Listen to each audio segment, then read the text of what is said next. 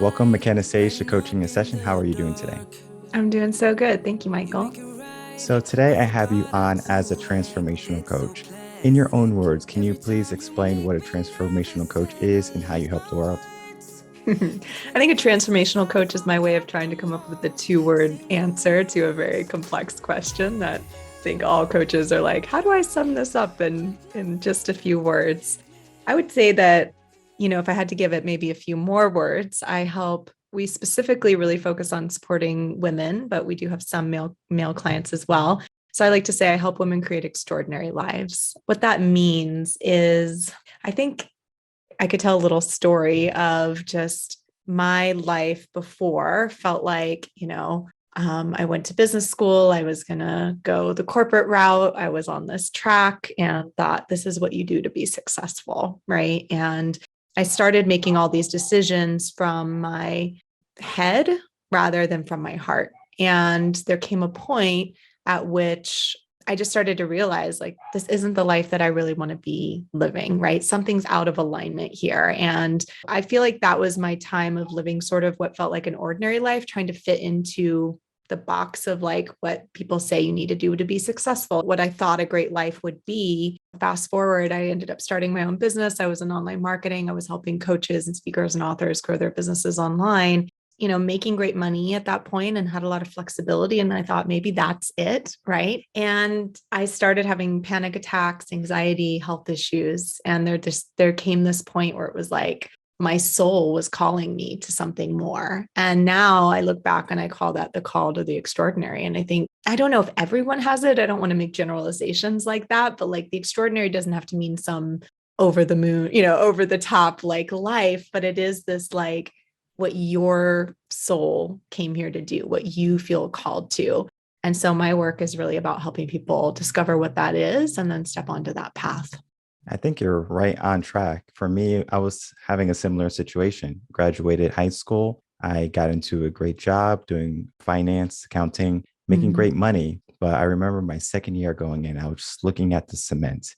I was just walking. I just remember seeing it like, whew, whew, whew. It was kind of like my whole life was flashing before my eyes. And I'm only like 19 years old. And I'm like, there has to be more than this. So I started my journey. I started my journey for mindset, being mindful, aware, finding peace, happiness, all of those different things. And it was a transformation for me where I had to get rid of the old person that I built myself up in high school and start over. And that change was a lot of work. I'm not going to say it was easy because you're basically starting over. And if you don't have a guide, it's very difficult because there's a lot of trial and error. And then you don't even know what the outcome is going to be because you're just like in the kitchen putting ingredients together and you hope it tastes good. For me, I was fortunate where as I went on that process of personal development and transformation, I was able to create something good. I think you're spot on with the soul because the soul has to be endowed with some type of belief is doing the right thing.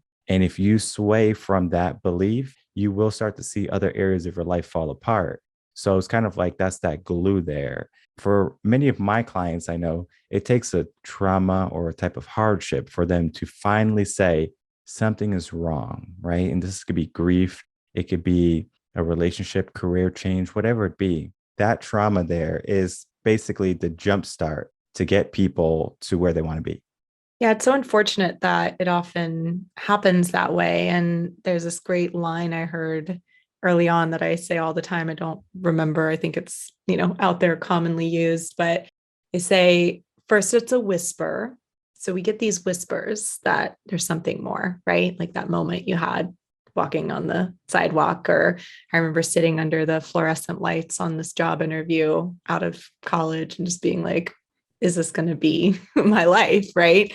And so we get these whispers that say there's something more. And if we don't listen, then it turns into a roar, gets louder. And that can be, those health issues or anxiety or those little signs that show up.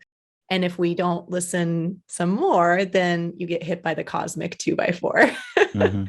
And I'd laugh, but it's true. Those are those moments for people where it's like life wakes you up and goes, hold up, there's something else you're meant to be doing here. And we talk about in our work. So I run a business with my mom, actually, who's my mentor. She's been coaching for 36 years. So it's in the family. she developed a method called the aliveness method. And so we work with people around their aliveness. And if you've ever heard the line, the eyes are the window to the soul, have you heard that sentence Yes. before? Yeah.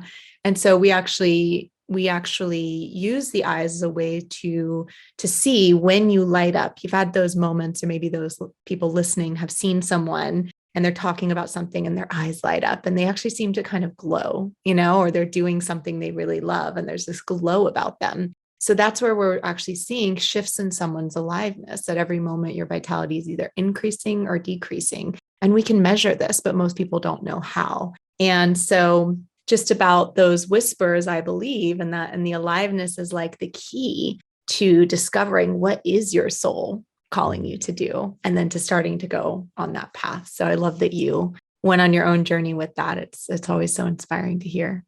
Just to kind of talk about the light up in your face and things like that, I actually had a mentor that kind of pointed that out to me. I think it was in 2017. I think it was when he pointed it out to me, where I started my whole career in accounting finance.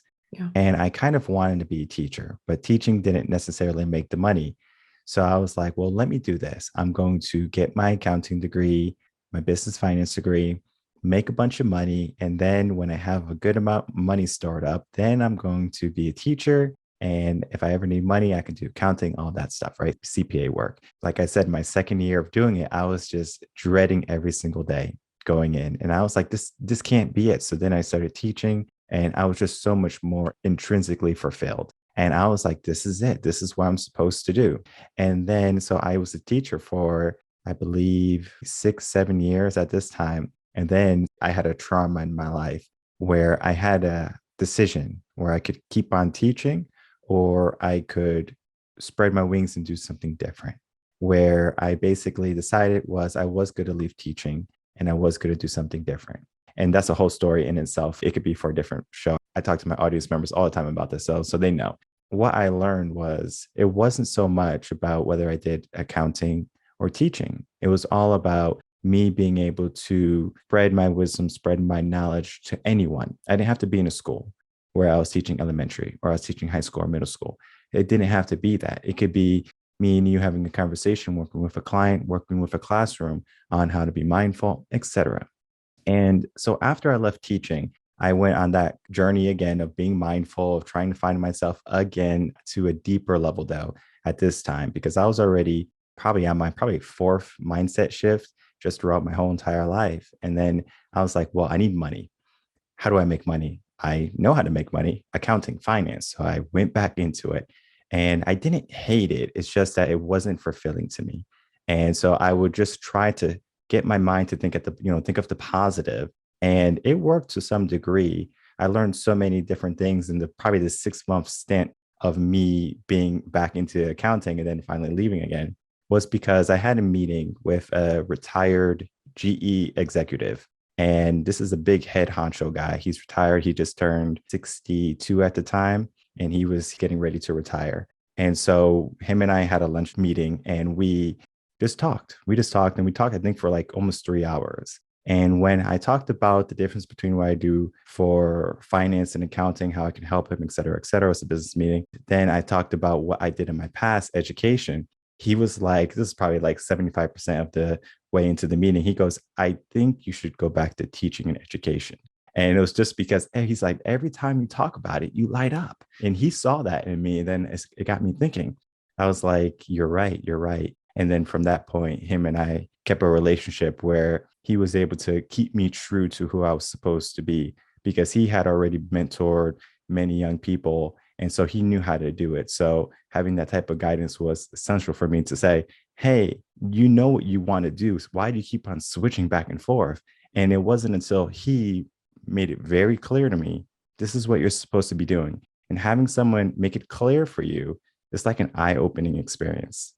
I love that story. What a gift that you had that. I mean, so few people do. That's why I'm particularly passionate about this work because, in my experience, I grew up with that understanding of aliveness. And my mom teaches this and she's been, working with people all over the world for decades. But I had gone a very different direction and thought, I don't want to do that due to some challenges in my teens and everything. I just kind of swung the other direction and was like, I don't want to be a coach. I don't want to have anything to do with this, even though I loved it when I was young.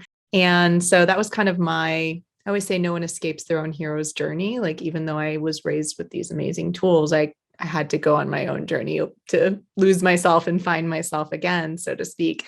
But so in those years when I was really struggling, I mean, I wasn't struggling in all areas. I had a great life, right? I got out of college. I ended up launching a successful business 6 months later and online marketing, as I mentioned. And I was working with coaches and speakers and authors in their businesses, really helping them grow, making six figures, had a lot of flexibility. So a lot of things were working. And so it was even harder actually to admit to myself.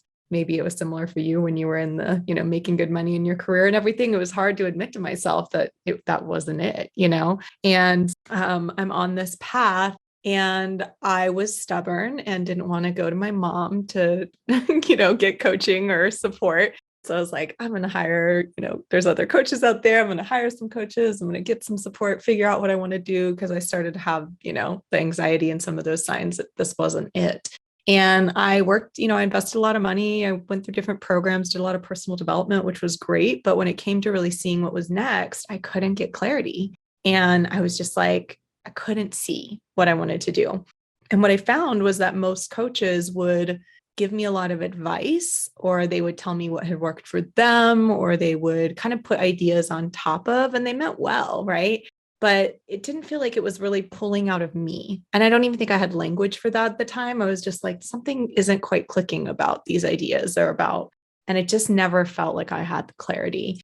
And it took, honestly, I have a whole long story around all this, but I finally thought, well, maybe it's coaching. And I decided I was going to try to start a coaching business, and I flopped completely and was super embarrassed. And so went back to my marketing, kind of like you went back to your CPA work, and did that for a while. But it got to a point where I was having literally daily panic attacks, and I was spending a few minutes every day, like thinking I was dying. That's how intense the anxiety was. And I was just like, man, what is going on? Something's got to change. And luckily, in my case, my mom stepped in and she was just like, I can't sit by and watch you try to figure this out on your own anymore. And I had this experience where she led me through a coaching experience that I didn't even know she was coaching me at the time, because every time I would try to figure out what I wanted to do next, she would distract me. We were on a trip in Costa Rica, actually leading an event, and I would be like trying to figure out what I wanted to do next or what my next steps were. And she'd be like, let's go for a walk on the beach. Let's go get a massage. Let's go do this. And I was like,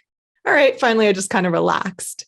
And when I did that, she started talking to me and asking me questions and just talking. And I didn't even know we were doing anything. But what do you know, over the course of 2 days, my whole life stretched out in front of me. I saw exactly what I wanted to do, because I knew deep down I was just afraid to look or to fail or whatever it was, right? And so having this experience of someone pulling out of me what I truly wanted to do and reflecting back to me where I had that light and aliveness, even though I had grown up with it, it was different to come back to it as an adult. And that's, I think, the power of this tool. I love that you had that experience. It's part of why I'm so passionate about the work I do, whether it's, certifying people in this method or just coaching people directly in our programs, is because most people don't have that. They don't have the synchronicity of meeting someone like that mentors them in that way, or growing up with a parent who can do that for them. And so I'm just like, everyone needs that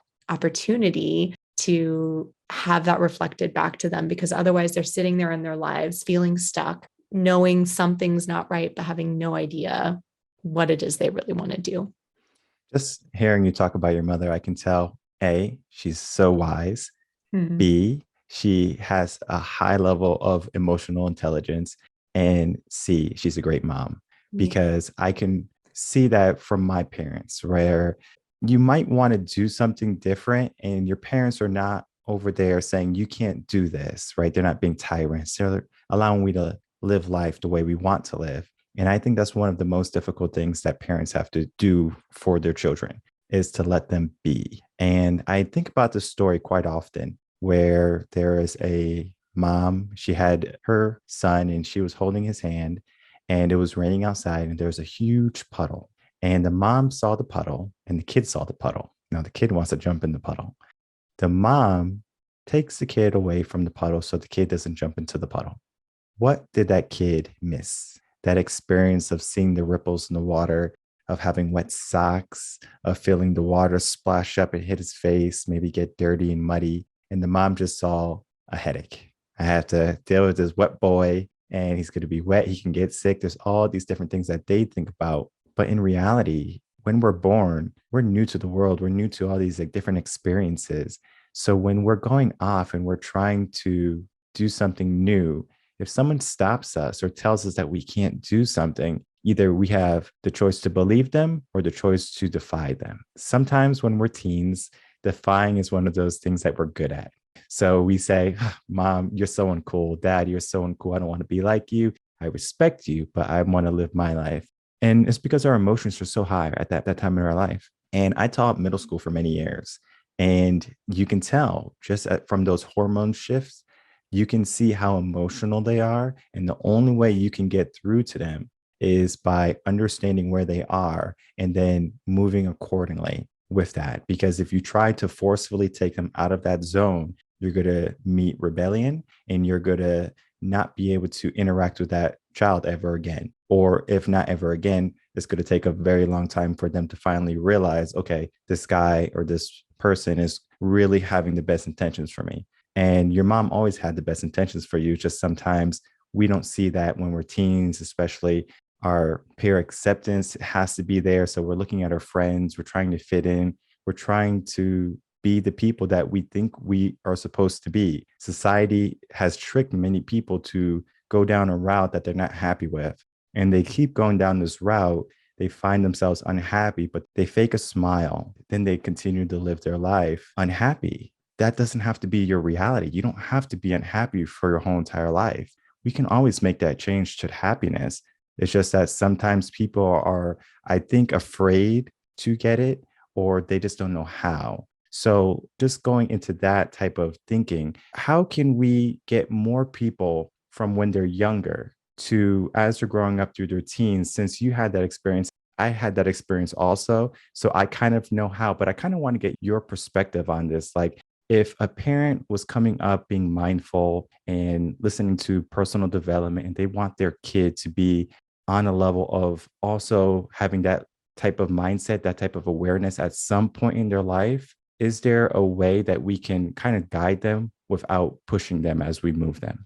Well, first of all, I think you're very wise too. You have a lot of amazing, Thank you. amazing insights there that I think are very astute. And one of those I'll just speak to briefly, and then I'll come back around to your question, is that kids either tend to conform or they tend to rebel. So we have a kind of a chart that we show in our work that shows how the basis for the aliveness method, and it's called the curiosity spectrum.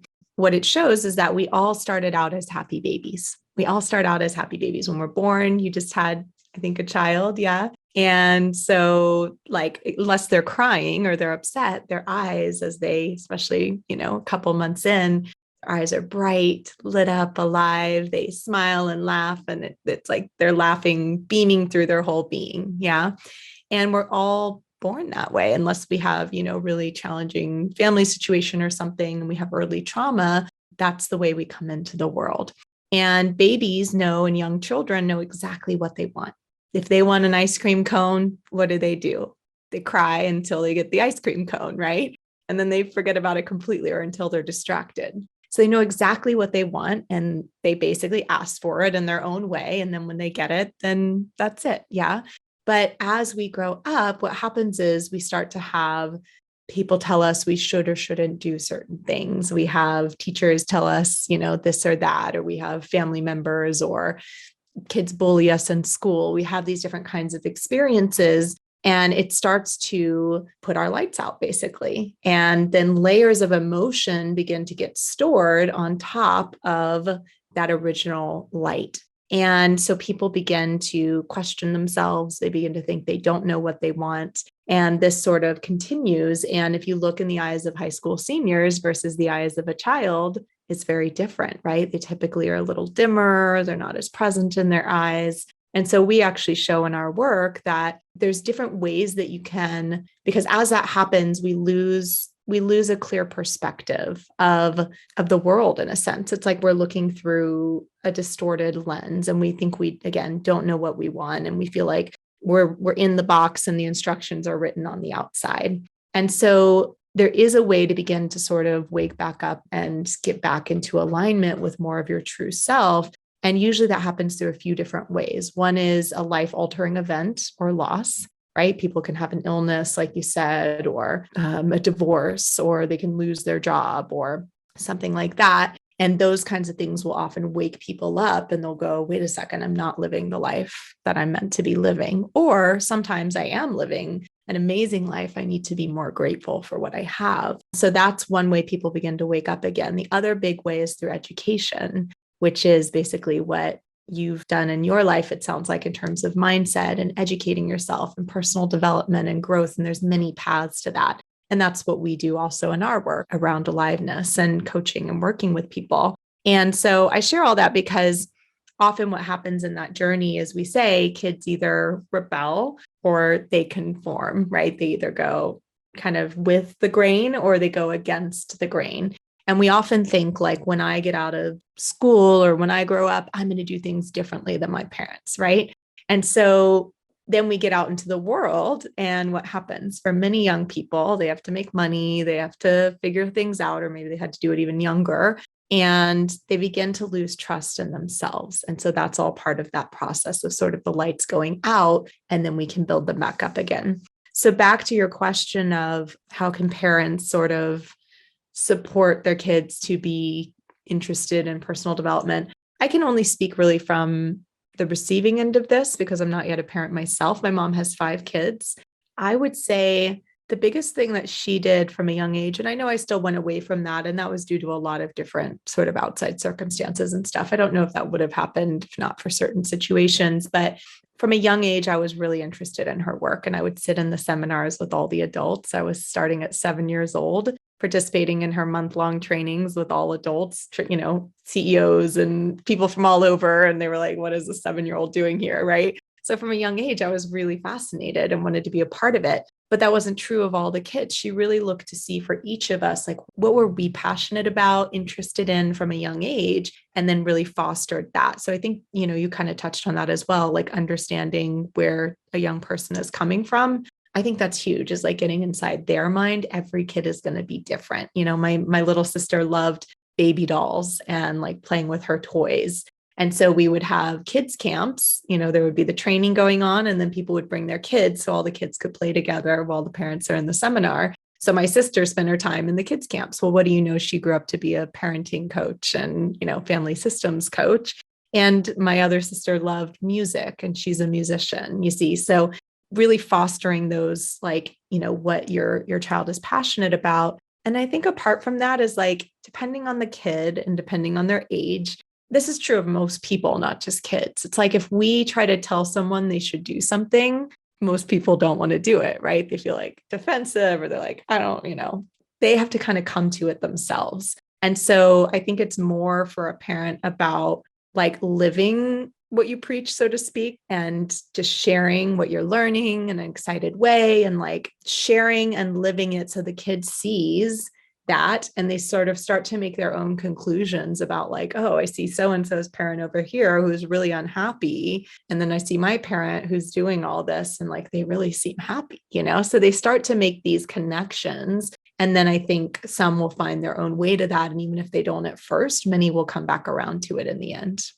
There's so much to education. There's so much to childhood development, just development of the mind and the brain. And we have to understand that if we want to kind of make the moves for children and adults to get into a state of mind that they're going to be happy with. It's not that we want them to get there. They should want that for themselves. A child is going to primarily learn from their environment and the behaviors around them from the moment they're conceived in the womb all the way until they're about 7. Now, around 7, 8, they start to look at the world now. So year 7, you're seeing your mom. She's taking you to all these seminars with all these adults. You're starting to see the world now. And then you're able to take that. And they're just basically seeds at this point, because you're like, okay, I have this here and I have this here. And you just have all these wonderful seeds that you're getting from all these adults and all these different workshops and seminars that you have been, but it doesn't necessarily mean that they're going to sprout immediately. So you're going to kind of go along, you're going to find friends, you're going to find family, your brain develops, it looks for peer acceptance, and then it kind of moves in that direction for quite some time because emotions become very high at that point. So our thinking lowers, our emotions go up. So it makes it very difficult for us to make sound decisions. So I don't know if you ever heard of this. Don't go to the grocery store when you're hungry because you're going to leave with a bunch of junk. So it's the same as with the mind. When we're overly emotional, we might not make the most logical choice. That's just the way the brain works. Can you work on that so you can be super emotional and still make logical choices? Yes, but that is like neuroplasticity at its finest, changing how your, like basically how your whole brain is wired. So when you get to that point, that's probably years and years of personal development. But for a child, they're going to be looking around them. So we have to be good role models. We have to show them the right way to do things and also show them that just because this is the right way, it doesn't mean it's the only way. And I think one of the, it's multiple sayings that I think I wrote a blog on it or did a podcast on it. There's multiple dangerous sayings. Number one, I'm going to give my child a life I never had. That's a dangerous saying. A parent should never say that. The next thing is, it's always been done this way. Those two sayings are very dangerous. Don't say those, because when you do that, the first saying is, I want to give my child a life I never had. Everything that you had up to this point made you who you are. So that means you don't accept who you are. You have to, right? Because I'm sure you might be at a point in your life where you might not be completely satisfied, but you're on that journey to getting there. Because the first step to betterment or to happiness is realizing where you are. So you might say, I'm not happy with my circumstances. I want to change. So we make that transformation versus I'm not paying attention to my life. I just kind of go through the week. Monday, I hate Monday. I wait for Friday, TGIF, turn up. Saturday and Sunday, I'm relaxing. Monday again. And I do that for year after year after year until I'm 65 and then I retire. And I was fed a belief that at 65, I should be happy because I get to retire. But happiness is not at a destination. Happiness is going to be within you in that moment. Where do you want happiness to reside? And many people put happiness to be one of those fleeting and distant things. I know for me, when I was in high school, happiness was in the future. It wasn't in high school. Yeah, I mean, I had a good high school life, but I was always thinking, when I graduate, when I get a job, when I get a house, when I have 2 dogs, or all these different things. I wasn't worried about being happy at that moment. I took it for granted. And many people take time for granted until something happens. And you said it, trauma, a loss, a career loss, whatever it be. Trauma is one of the best igniters to change your mindset, to change your way of thinking. And I think it's sad because why do we have to wait till we're broken to be repaired? Why can't we do maintenance work? Why can't we say, I'm not broken yet, but I want to be better, right? I want to upgrade myself. I want to evolve. Many people wait till it's too late or until they're broken and then they try to do the repair work. Well, typically when if we look at dentistry, for example, you're not going to wait till you get all these cavities in your mouth and say, well, I need to start brushing my teeth. No, you're going to brush your teeth 2 minutes in the morning, floss, 2 minutes at night, floss. That is the routine. And then when you go to the dentist, everything looks good. I like that. Versus, so you have a cavity, pain, ouch, this sucks. Life doesn't have to be filled with pain, even though pain can equal failure and failure equals growth. Our minds are sometimes looking at failure as something that is negative, something that is bad.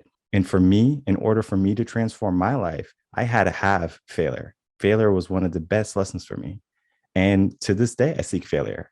I could fail massively every single day. It would suck, number one, but I would grow at an immense rate. But sometimes circumstances of how you do things, how you plan, might not lead to that massive failure every single day. And it takes a type of mindset to seek failure like that, because of course you don't want to fail every single day and you have no successes.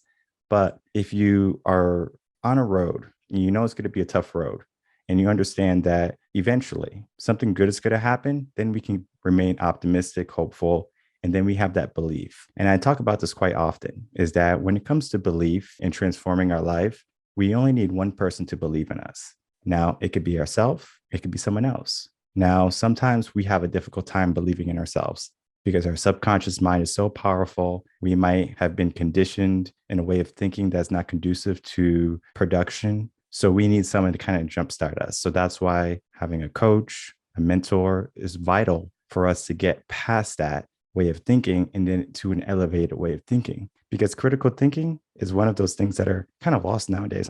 Absolutely. Yeah. So much goodness in what you shared there. But I think the importance of support is the last point you made there. And that's huge. I mean, obviously, it was on your journey at different points and hugely on mine when, in my case, my mom came in as my mentor. And I see it all the time. And not just like a mentor or coach. I think that's incredibly powerful, but also community, who you're surrounding yourself with. And if the people in your family or in your friend group or whatever that is aren't that, it's not that they're wrong or bad or you need to cut them out of your life. I think that's an outdated way of thinking. I think that it's just a matter of also going out to find people who empower you, and maybe only sharing those inner dreams and whispers with the people who do really support and empower, because otherwise people may be well-meaning, but they may talk you out of them, because they have fears or they don't want you to get hurt or, whatever their reasons might be. So really important to go out and see, how can you start to surround yourself with people? And that could be, in our case, we have free groups and then we have coaching programs. So sometimes it's within something like that, or sometimes it's just going out and you have a passion for whatever, reading, and you get involved in a community of people who are also big into reading, and you meet interesting, like-minded people who support you. So whatever path to that, I think that's been one of the biggest things on my journey as well. It sounds like maybe some aspects there for you too. You surround yourself with people who have a growth mindset, people who see the future as something good and not something as, oh my goodness, like what tomorrow's going to bring, or living in a rat race and stressing every single day. Because life is stressful, but we don't have to be stressed every single day. The brain seeks stress, the brain seeks negativity just automatically. That's just how it was hardwired from, millions of years ago. We can rewire our brain to live in today's society. Today, we have a very plush type of society, right? We can go to the grocery store. We don't have to go hunt for our food. If it's raining and thundering and storming outside, we can stay inside and stay dry. If it's cold, we can come inside, have a fire, we have heat. Vice versa, if it's hot, we have AC. We don't have as many factors to worry about in our days, because if we're hot, we can easily become cold. If we're cold, we can easily become warm. We sometimes forget that, or we don't even have to think about it anymore. But at one point in our time, in our life, or in our generation, we did have to worry about that. So now we're worried about things that are trivial, where it be, oh, how many friends do I have? How many likes on Facebook? Am I wearing the latest clothes? All of these different things that are superficial, and we fill our life with that, and it kind of weighs us down. And sometimes you might have a friend or family member even who weighs you down. They're like an anchor in your life. And you just have to be very clear in where you want to go. And sometimes the people that have been with you all your life might not be there when you reach your goal, but it doesn't mean you hate that person.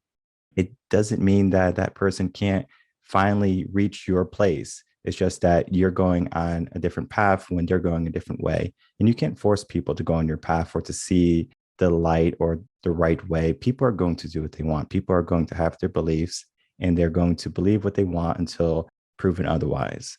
When it comes to coaching, it's interesting because as much as I would love, to shake everyone saying you could be successful and you don't have to have these self-doubts and limiting beliefs in your mind, it's almost like you have to coerce them in a certain way. It's almost like a magic. And I mean, I learned this in my education career, thankfully, where you have so many different personalities, and how you have to approach them, the words and the terminologies you have to use might be different from person to person. So you do have to identify their energy level, identify their mindset, and then understand where they want to go, and then help guide them there. So I know that's some work that you do as a transformational coach, is helping people get to where they want to be to transform their life to maybe a better place, a more happy state. There's just so much to mindset and to transformation.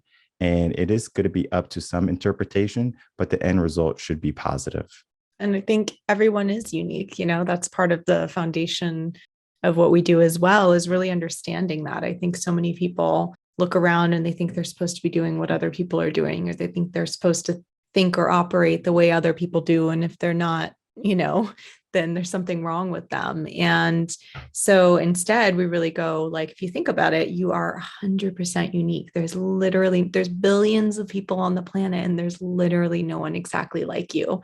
And how cool is that, first of all?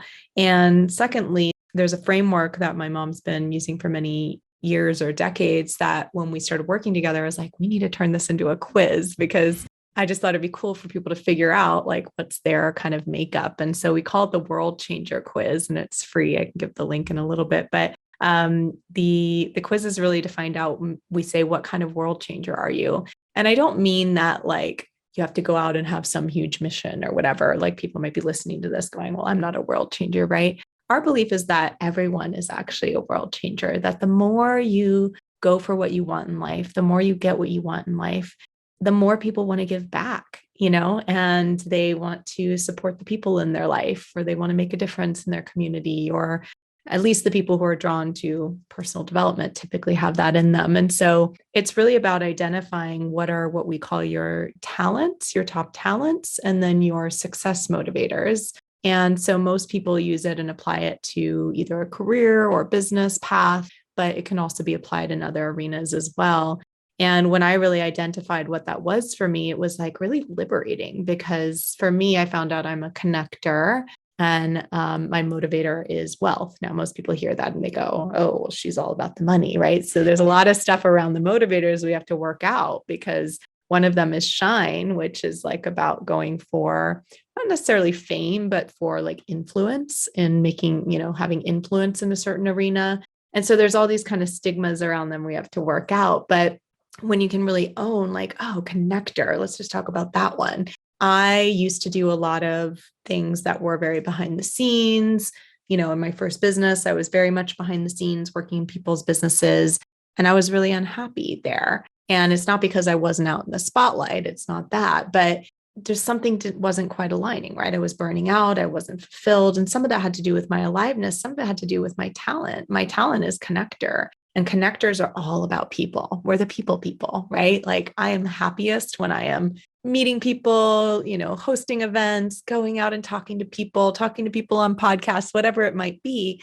That's what lights me up the most. And that's where I'm truly in my zone of genius, you see? And so the quiz is just a way for people to see what is your zone of genius. So when I saw that, I was like, oh my gosh, I'm doing all these things that we would consider more an arranger, which is one of the other talents, more of an arranger's gifts. And I'm trying to fit myself over here into this box, and it's not really working. So I just wanted to share that as a fun tool for anyone who's listening, who maybe is kind of on that personal development path. You might have taken a million other assessments, but I feel like everyone gives you a little piece, right? I've had people take it and go like, wow, that was really an aha moment. I saw that I'm actually this, and then we talk about if you have people around you and you are doing, let's say, a project together, or, like a business or something, then you want to find people with the other talents to create your sort of winning team. So there's this great synergy and collaboration. Or if you understand what your kids are, what your family members are, then it gives you a different way to relate to people. One of my favorite quotes is, the Einstein quote, if you judge a fish by its ability to climb a tree, it'll go its whole life thinking it's stupid. And that's kind of what it's about for me, is like really learning who you are. Who are you really? And what if you own that that's the most brilliant thing about you, and not like, something terrible to be changed. So if you're curious to take that quiz, it's worldchangerquiz.com. Yes, there's so many types of quizzes, and there's so many tests that you can take to help identify who you are from a statistical standpoint. I know there's a print test that I took. I talked to the owner of the print. His name is Paul, and he wanted me to be a coach for him. We just have a different mission, so it didn't work. Great guy. He wanted me to take the test, and so I took the test, and it's like 98% accurate of your inlaid type of thinking, your motivators. All of that's inlaid. Now, I will say that you can change whatever you want. So if you don't like something, you can change it. It's just that you have to understand, is it in alignment to the soul? Or do you really want to change this? Sometimes people don't want to change it because sometimes it doesn't matter. For example, if you have an ego and you're a businessman, it might not matter to you, especially if you're in like finances and stocks and you just want to sell. It might not matter to you. But for me, my ego wasn't helpful for the type of business that I wanted to do, educational growth. So my ego had to kind of be put away to never really see the light of day because it doesn't help me at all. Now, if I want to have it, it's just one of those things that I have to battle every single day. And then I just recently took the Clifton test. I had someone want me to take the Clifton test. So I took it and we just talked about my top 5 different types of assets, or I guess you could say my forward way of thinking, just from having conversation. He could say, yeah, true, true, true, true, true. And you might get a low score on something, but it doesn't mean that you're not that, right? So understand you might have an inclination right now of what you want to do in your life. You might not know how to do it. And I think that stops a lot of people. They just don't know how. And sometimes a test, like a quiz, like the one you're talking about, can be that how. It's kind of like, I took this quiz and it's like, yeah, this quiz was that light bulb for me. And then you took the quiz and it kind of woke you up. It kind of said, hey, you're good at this. Do it. Versus, I don't know how to start. And many people get to that point. They don't know how to start. So they don't start. That's one of the greatest sadnesses, I think, is that many people have so much potential, but they just let it dry up and they just, leave it under the table. Yeah, I think people think, what's so special about me? Like, what do I have to offer? Right. And that's some of the mindset stuff you're talking about. And that's where a quiz or something like that can be great to sort of just point out like some of the things that are gifts about you. And I love that you brought up ego, because I have an interesting belief about the ego. And that is that the ego isn't actually, it can be the thing that makes people boast or makes them, bravado or whatever, but it's actually the part of us that in most cases, it's also the part of us that tries to keep us playing small. The ego is kind of like this part of our mind or our psyche or whatever you want to call it. A lot of people think, well, I don't have ego, right? And they make ego a bad thing. Ego's not intrinsically a bad thing, right? It can be used in all different ways. But often when they're saying like, yeah, I have all these fears and self-doubts, and that's actually your ego. That's kind of the smaller self talking to you, saying, and a lot of times you see people with the biggest quote unquote egos actually have the most self-doubt, and they're sort of overacting to play out. So I just like to share that because I think people think like, yeah, that's a bad thing, and it's a part of you. And usually the ego is trying to keep you safe. That's the thing. It's trying to keep you safe and what you're comfortable with and your comfort zone, and to recognize that there's maybe a bigger part of you or a deeper part of you that knows exactly who you are and what you want and what you're here to do. And if you can really tap into that part of you, then, and there's so many different paths to that, right? Meditation or personal development or whatever that might be. And if you can step into this, maybe a good kind of final point to make is you can step into a future version of you. Like, one of my favorite things to talk about is the person you're stepping into. And that is that if you have a vision for your life, and maybe you don't have one yet, and that's okay. You can start the little following the breadcrumbs of your curiosity to see where that leads. But if you start to have a vision for your life and you really start to dream and where you want to go next, or at least what that next level is, and you can imagine yourself having that already, right? Making that amount of money, being happy in your career, having that kind of relationship, whatever it is for you. And you can picture yourself as that version of you. And you can begin to go, how would I dress? And how would I act? How would I talk to myself if that were already true? And what kinds of people would I be surrounding myself with? And if you can begin to take steps to act the part of that version of you now, then you will actually accelerate how quickly you get there. And so that's sort of in this vein of just like seeing and believing and not sort of listening to the ego, but really beginning to just assume, well, what if it did happen? And what if, I was there already? How would I act? And so when you be the person who has those things that you want in your life, then automatically you begin to take the actions, and automatically sort of the steps start to follow. So I often have people give them a name, give your person you're stepping into a name. So my current one is Audacious Eve. And Audacious Eve is like, audacious is an energy of just like putting myself out there and being more fearless and going for it, that I really wanted to step into. And I feel that I'm living into her more and more every day. So it just gives you a little like mental reminder of like, oh yeah. And you don't have to share it with anybody else, right? You can keep it to yourself if you want. And you can change it every year or so, whatever fits for you. But it's just kind of a fun exercise around that. And I love what you said about giving yourself a name. It's like if you're learning a language, they also recommend to do that. So for me, when I'm doing Spanish, I'm not Michael, I'm Miguel. I get into that mindset, and it's so profound, just the way you just do that switch and then you're that different person. For me, the ego is going to be more like an unconscious motivator, where it's just that underlying blanket statement that we give ourselves that keeps us in our comfort zone, that keeps us where we are. And it's essentially an anchor. Sometimes the ego can be good, sometimes it can be bad. Like I said, it does depend on the circumstance of the person, because sometimes a person can keep it and they might not be a very friendly person and they don't really care if they don't have relationships, where you might have someone who really wants to start a family and to be friendly and have a lot of friends. Success is different for everyone. My definition of success might be wildly and drastically different from your definition of success, but it doesn't mean that your definition is incorrect, because we all have a different person. And so you're Audacious Eve and I might be Magnificent Mike. Just because we were different people, it doesn't mean that the person that we're trying to become should be angry at the other person because they're not at the same level or they're not in the same realm as the other person. It goes so deep. When we think about mindset, when we think about growth, when we think about transformation, there's just so many avenues and so many paths that we can go down. And I mean, you and I could probably talk until it's morning tomorrow. But what I want from you is, if you can, please give us any last words, and then please tell people where they can find you. Last words. I mean, I think listening to this podcast is a great start. Wherever you are on your path, I would just say follow your curiosity.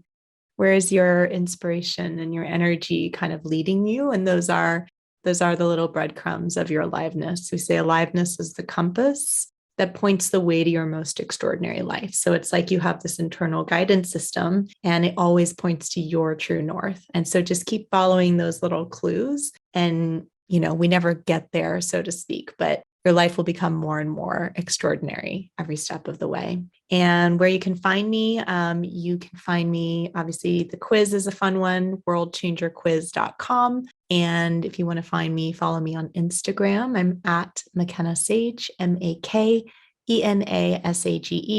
I always share that just because if you want to message me, I'm an open book. I'm here for you, and you can read and see some of my content there. We have websites and Facebook groups and all kinds of stuff, but I won't overload your people with those.